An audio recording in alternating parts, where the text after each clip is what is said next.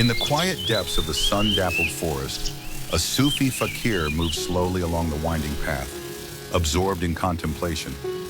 As he passed under the shade of tall trees and listened to the gentle rustling of leaves, his attention was drawn to a soft sound nearby.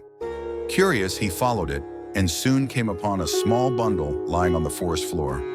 A baby, wrapped carefully in a piece of cloth.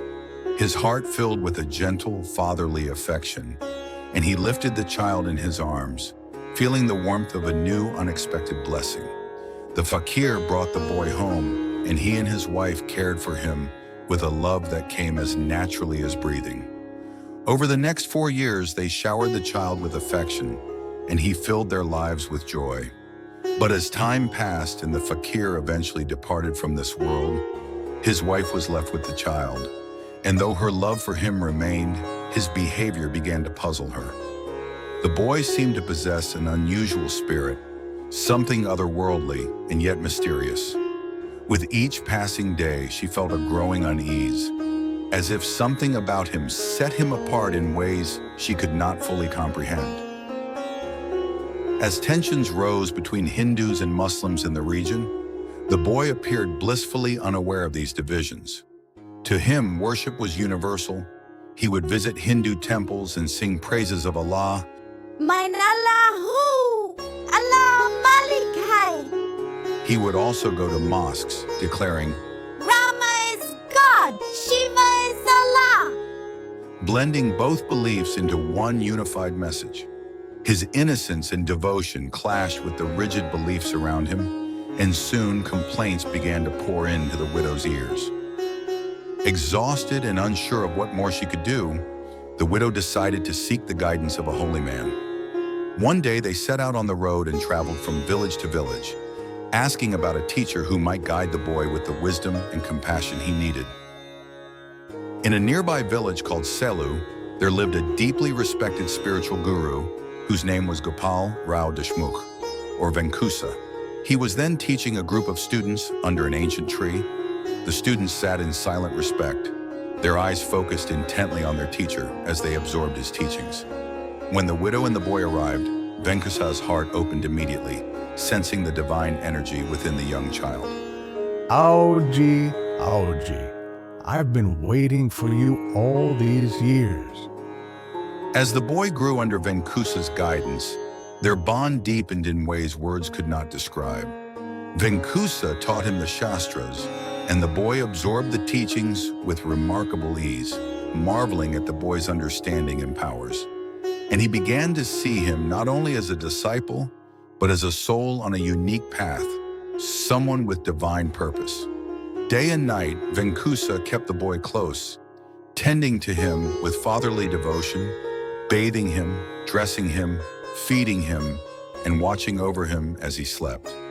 In those quiet moments, he often found himself in awe of the boy, his eyes filling with tears of gratitude and pride. As the boy matured, he grew to understand the intricate connections between the material and spiritual worlds. The boy was well-versed in both Islamic and Hindu teachings.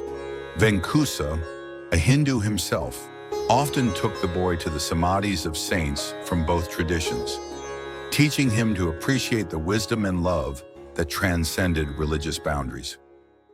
However, Venkusa's open affection toward the boy stirred envy in the hearts of some of his other students, who felt overlooked. Some grumbled quietly, Why does the teacher show him so much love? He hasn't shown us such affection. while a few saw the boy's bond with Venkusa as a blessing. Others grew resentful and plotted against him. Despite this, Venkusa remained protective, never letting the boy out of his sight and sensing the jealousy simmering around them. Years passed. When the boy had reached 16, Venkusa took him to a secluded spot in the Sakara forest for deeper instruction, imparting spiritual secrets he rarely shared. While the boy took a rest behind a hut, Venkusa remained awake, his mind restless with concern. But some of the envious students tracked them down, their intentions darkening. One of the students crept forward, gripping a heavy brick with a sinister purpose. He lifted the brick and aimed it at the boy's head, intending to strike a fatal blow. But at that very moment, Venkusa's eyes shot open, sensing the danger.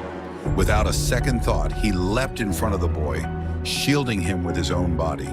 Brick struck Venkusa on the forehead, and blood began to pour from the wound. His face filled with pain and anger, Venkusa turned his blazing eyes toward the attacker, uttering a curse that caused the student to collapse, lifeless. The commotion woke the boy, his heart filled with shock and sorrow as he tore a piece of cloth from his own robe and gently tended to Venkusa's wound. They looked at each other, their eyes filled with unspoken love and concern, a bond of guru and disciple sealed forever in that moment of sacrifice. The remaining students approached. They fell to their knees, trembling with regret and fear. They begged for the revival of the lifeless student. With Venkusa's permission, the boy placed his hand on the student's chest as he focused his energy.